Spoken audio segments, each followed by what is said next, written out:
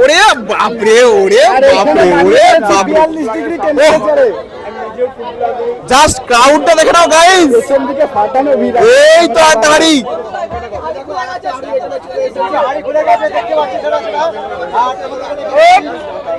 Just craze, craze craze.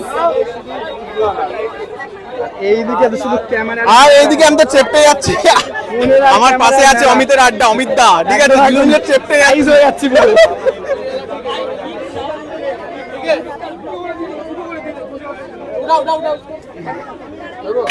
একটু side, এই এই এই এই রে গেল গেল। ভাঙলো মনে হলো।